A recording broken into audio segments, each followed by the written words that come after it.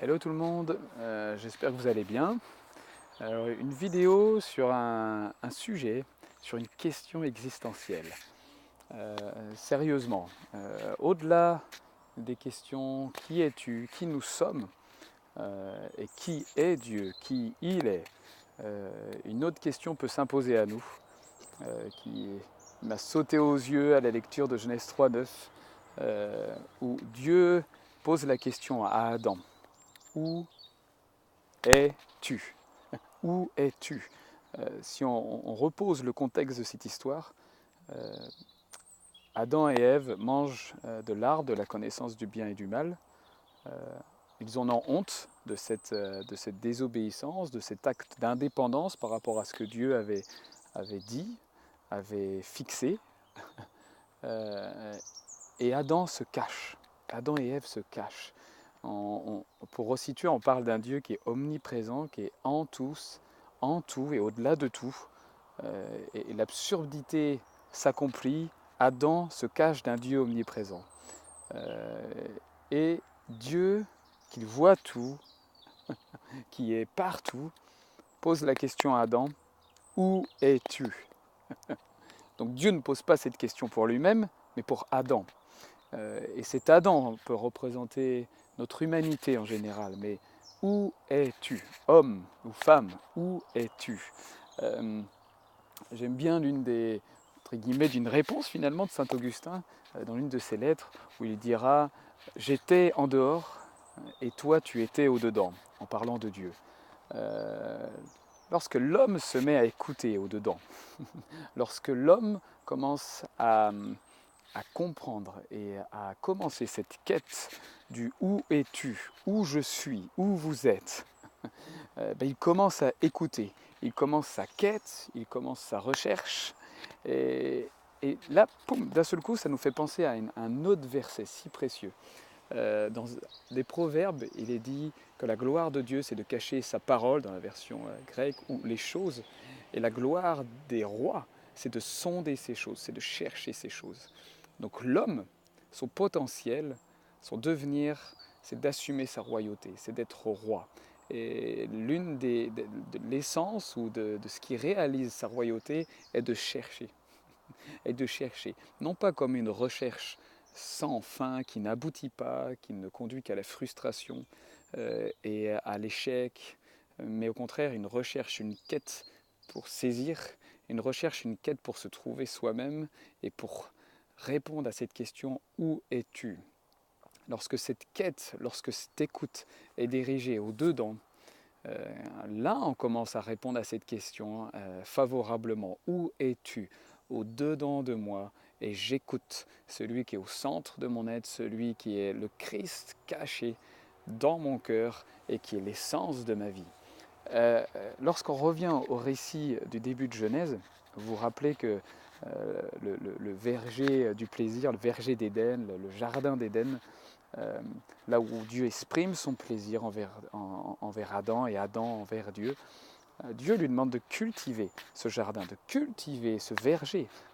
Et dans cette lecture plus allégorique peut-être, ce verger, ce jardin représente l'intérieur de l'homme, là où il est appelé à cultiver, à jardiner sa relation, son échange, son intimité avec Dieu lui-même.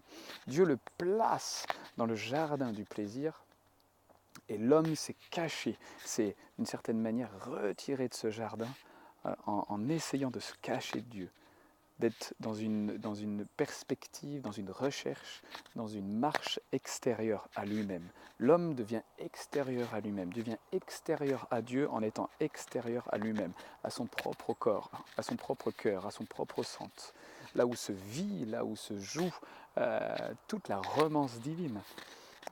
Donc pour revenir au texte, vous vous rappelez que Dieu finit par condamner, par sceller ce jardin d'Éden par un chérubin à l'épée flamboyante et tournoyante.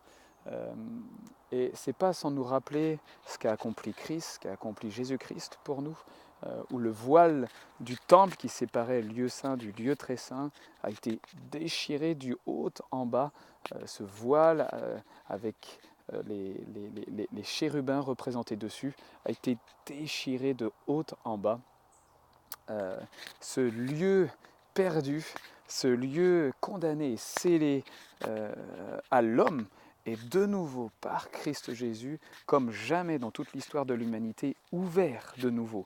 Pourquoi Jésus était là dans tous les évangiles étaient racontés, pourquoi Jésus ne cessait de parler du royaume. Le royaume est à portée de main. Ne cherchez pas s'il est ici ou ailleurs, n'écoutez pas ces voix-là, puisque le royaume est au-dedans, entos, au-dedans de vous.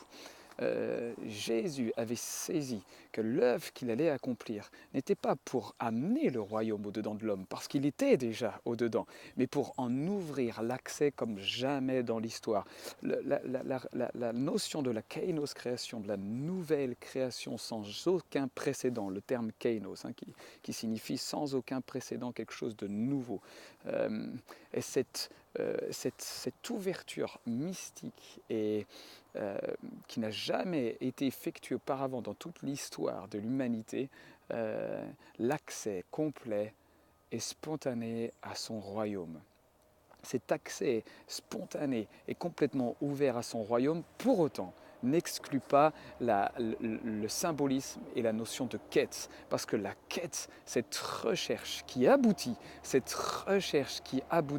vient élever, vient animer la réalité de royauté au-dedans de nous. Et Dieu répond au roi. Lui, le roi des rois, répond au roi. Et lorsque notre identité, lorsque notre cœur noble et digne s'élève comme un roi à chercher, à être en quête de sa véritable origine, de son naissance, de ce qui est la source de sa vie, l'origine de sa puissance, alors Dieu répond au roi. Dieu répond à cette identité royale qui se lève en nous. On peut lire dans tout l'Ancien Testament que l'homme, lorsque ce jardin d'Éden, lorsque cette réalisation de Dieu au-dedans, cette communion de Dieu au-dedans de son cœur a été comme abandonnée, comme scellée, Dieu continue sa relation avec Dieu, avec l'homme, mais à travers une dispensation extérieure, avec une onction déposée sur l'homme, avec l'Esprit qui survient sur l'homme et qui saisit pour accomplir les choses extraordinaires qu'on lit dans l'Ancien Testament. Et jusqu'à Jean-Baptiste, Jésus le dira qu'il n'y a pas plus grand homme que Jean-Baptiste qui est né d'une femme, mais le plus petit dans le royaume de Dieu est plus grand que cet homme incroyable. Parce que Jésus savait que lorsque l'homme répond et commence à répondre à cette question existentielle, où es-tu ? Est-ce que tu es au-dedans de toi ? Est-ce que tu cherches à trouver les réponses et à trouver ta communion et ta relation au-dedans, là où je demeure, toi en moi et le Père en moi ? Alors là, même le plus petit qui soit dans le royaume à commencer cette quête est plus grand que les plus grands des prophètes de l'Ancien Testament.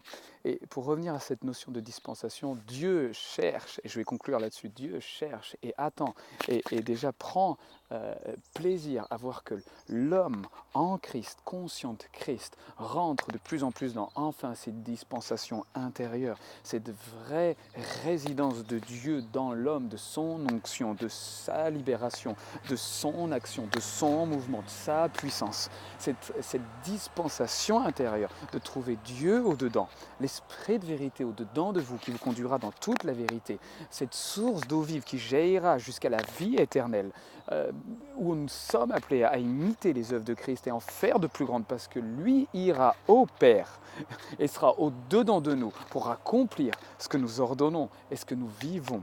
Dans cette dispensation intérieure, Dieu nous attend. Le jardin d'Éden est de nouveau ouvert et Christ l'a ouvert d'une manière infaisable et encore non perçue dans toute l'histoire de l'humanité, même si cela paraît incompréhensible.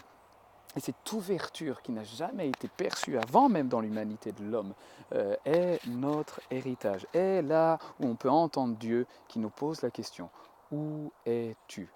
Où cherches-tu ? Où te trouves-tu ? Où trouves-tu ton inspiration ? Où es-tu dans ton action ? Où es-tu dans tes pensées ? Où es-tu dans ton cœur ? Alors une question pour moi et pour vous, où nous sommes ? Où es-tu ? Où nous vivons cette source, où nous trouvons cette source, où nous écoutons, quelle oreille nous tendons pour l'entendre.